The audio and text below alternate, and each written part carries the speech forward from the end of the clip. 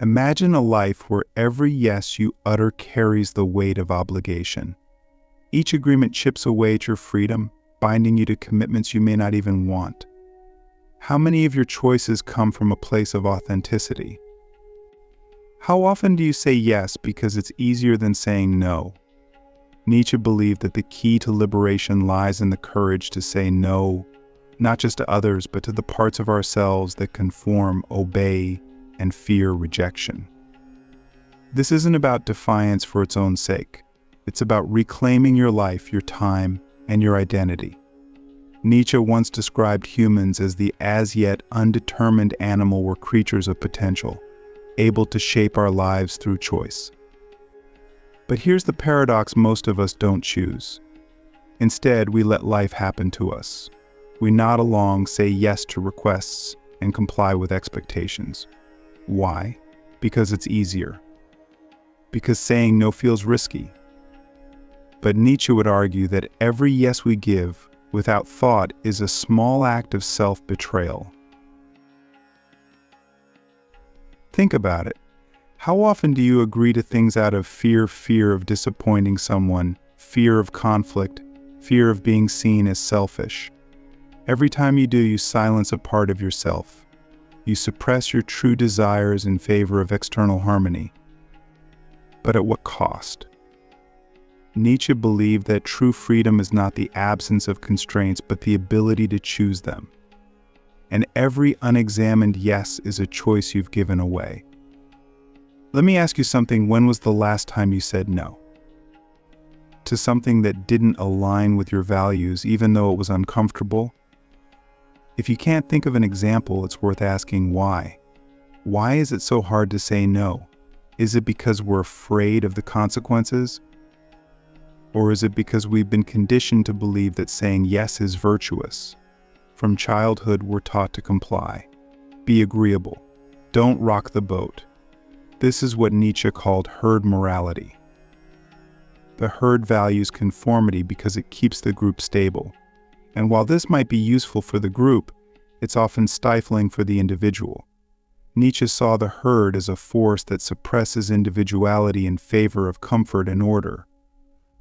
But here's the thing: comfort is not freedom. Click subscribe to this channel to get more profound insights. Freedom requires courage. The courage to say no to what doesn't serve you, so you can say a deeper, more authentic yes to what does. But this isn't easy. Saying no often means disappointing people, facing conflict, or standing alone. And that's scary. But Nietzsche believed that growth comes from discomfort.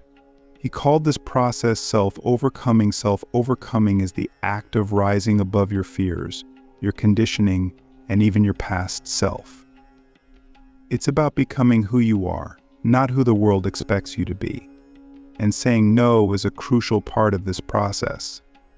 It's an act of defiance against the forces that seek to define you. It's a declaration of your autonomy. But saying no isn't just about rejecting others. It's also about rejecting the parts of yourself that hold you back, the part of you that seeks approval, avoids discomfort, and fears rejection. Nietzsche believed that these fears are chains we place on ourselves. And the only way to break free is to confront them head-on. Let me ask you another question. What scares you more, the discomfort of saying no or the slow erosion of your soul that comes from saying yes to the wrong things? Every yes you give without thought is a small betrayal of your true self. And over time, these small betrayals add up. They leave you feeling trapped, resentful, and disconnected from your own life. But here's the good news: you have the power to change this. You have the power to reclaim your no. And in doing so, you can reclaim your freedom. Nietzsche believed that life is not something to be endured, it's something to be created. But you can't create your life if you're constantly giving it away to others. Saying no is an act of creation. It's a way of carving out space for what truly matters to you. But this requires discernment. Not every no is the same.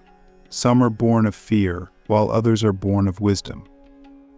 The key is to know the difference. So how do you know when to say no? Start by asking yourself, does this align with my values?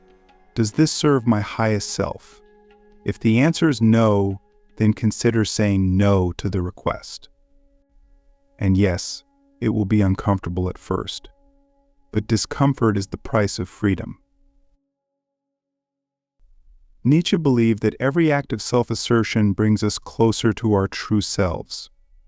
And this includes the act of saying no. When you say no to what doesn't serve you, you're saying yes to your own growth, your own values, and your own potential. But let's be clear, this isn't about being selfish or indifferent to others.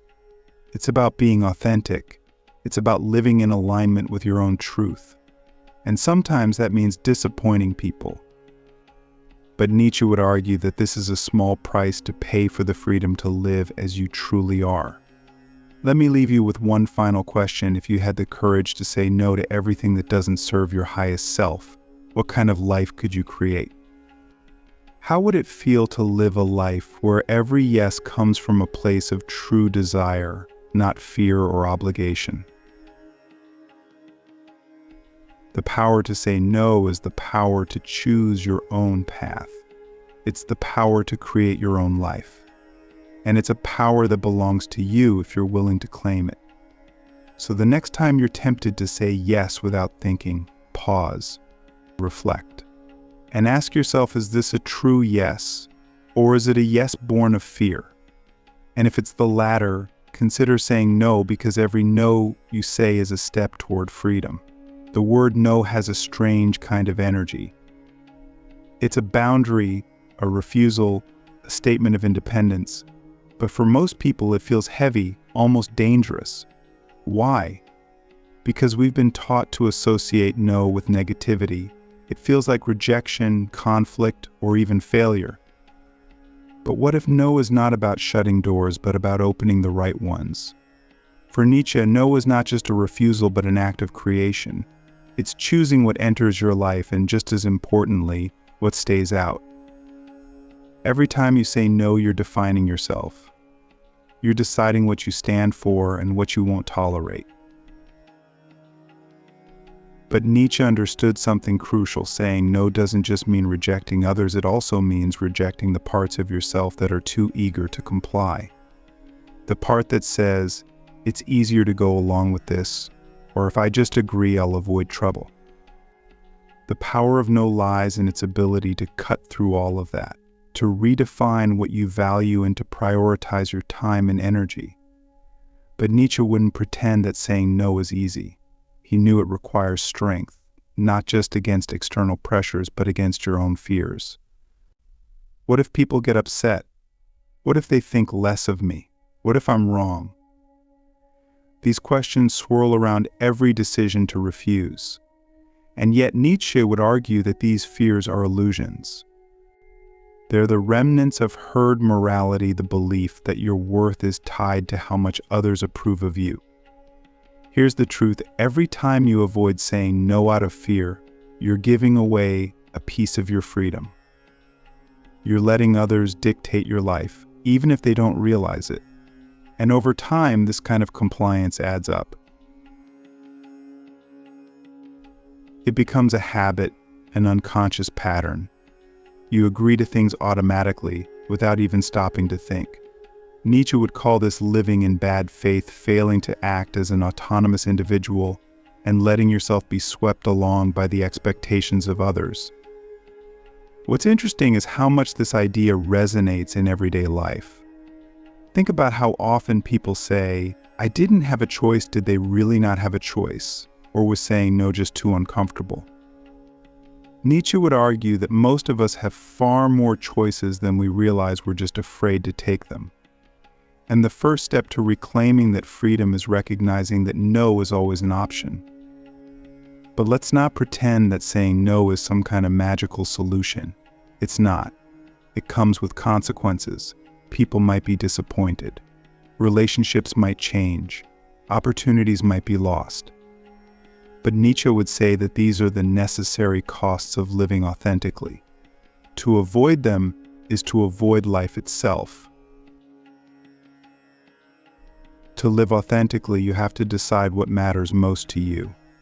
Nietzsche believed that values aren't handed down to us, they're created. And every no you say is a chance to affirm those values. It's a way of saying, this is who I am. This is what I stand for, but this requires clarity.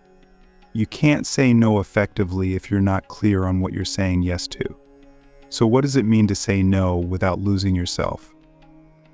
It means having the strength to refuse without bitterness, the clarity to know why you're refusing, and the wisdom to accept the consequences of your choice. Nietzsche wasn't interested in rebellion for its own sake. He didn't see no as a weapon to tear others down. For him, no was a tool to build yourself up, to create a life that reflects your deepest values.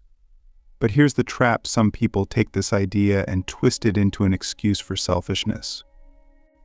They start saying no to anything that inconveniences them, anything that challenges them. Nietzsche would see this as a misunderstanding of his philosophy. The power of no isn't about avoiding discomfort, it's about embracing the discomfort that comes with living on your own terms. It's about refusing the easy path in favor of the meaningful one. Think about the people in your life who never say no. They're agreeable, accommodating, always willing to help. On the surface, they seem selfless. But look a little closer, and you'll often find resentment simmering beneath the surface. They feel used, taken for granted, even invisible. And yet they keep saying yes because they don't know how to stop. Nietzsche would see this as a tragedy. These people aren't selfless, they're trapped. They've lost touch with their own desires, their own values, their own voice. And the longer they stay in this pattern, the harder it becomes to break free. But breaking free is possible. It starts with small acts of refusal. The next time someone asks for your time, your energy, or your attention, pause. Take a moment to consider whether this request aligns with what matters to you. If it doesn't, say no, not out of anger, not out of spite, but out of respect for yourself and for the other person. Here's the thing: when you say no authentically, you're not just refusing, you're also offering something valuable. You're showing the other person that you take their request seriously, that you've thought about it, and that you're willing to be honest with them. This kind of honesty can be uncomfortable, but it's also deeply respectful. It creates a foundation for relationships that are built on mutual understanding, not silent resentment. Nietzsche believed that relationships, like life itself, should be based on strength, not weakness. A relationship where one person always says yes is not a relationship of equals. It's a dynamic of dependency, where one person's needs are prioritized over the others. True connection requires both people to bring their full selves to the table, and that includes the willingness to say no. But here's where it gets tricky: not every no will be accepted gracefully. Some people will push back. Some will try to guilt you into changing your mind. Nietzsche would say that this is their problem, not yours. Their discomfort is not your responsibility. Your responsibility is to live in alignment with your values, even when it's hard. And yes, it will be hard. You'll feel the pull of old habits, the urge to please, the fear of rejection. But Nietzsche would remind you that growth comes through struggle. Every time you choose to say no when it matters, you're strengthening the muscles of your will. You're becoming the kind of person who can create their own life, rather than inheriting one from the expectations of others. So, where does this leave you? It leaves you with a choice, not between saying yes or no, but between living passively and living actively. Between letting life happen to you and taking responsibility for it. Nietzsche believed that life is a work of art, and you are the artist. Every decision you make, every boundary you set, every no you say is a brushstroke on the canvas. The question is, what kind of life are you creating? Saying no is one of the most uncomfortable things a person can do. It forces a confrontation not just with others, but with everything inside you that craves approval, avoids conflict, or fears being misunderstood. When you refuse someone, what you're really doing is drawing a line, and lines make people uncomfortable. But Nietzsche would argue that without those lines, you're not living your life, you're living someone else's. The strength to say no comes from knowing why you're saying it. If your refusal is grounded in fear, you're not truly free, you're just avoiding something. But if it's grounded in conviction, then even the discomfort that comes with it feels worthwhile. Nietzsche believed that the strongest individuals aren't those who seek to avoid pain, but those who accept it as the cost of living authentically. Every no grounded in your values reinforces your sense of self. It becomes proof that you are not defined by the expectations of others, but by the principles you choose to live by. But let's get practical. What happens when you say no? Sometimes nothing. Sometimes the person respects it and moves on. Other times it triggers anger, disappointment, or guilt emotions designed to pull you back into compliance. Nietzsche would call these reactions a test of your will. Are you strong enough to hold your ground even in the face of disapproval, or will you collapse under the weight of someone else's feelings? This is where Nietzsche's idea of self-overcoming becomes crucial. It's not just about refusing others, it's about refusing your own weakness. It's about recognizing when your desire to please is leading you into decisions that betray your values. And it's about having the courage to endure the discomfort of standing alone, even when it would be easier to give in. Freedom doesn't come without a price. There will be relationships that falter because of your no. There will be opportunities you lose. But Nietzsche would see this as a necessary trade.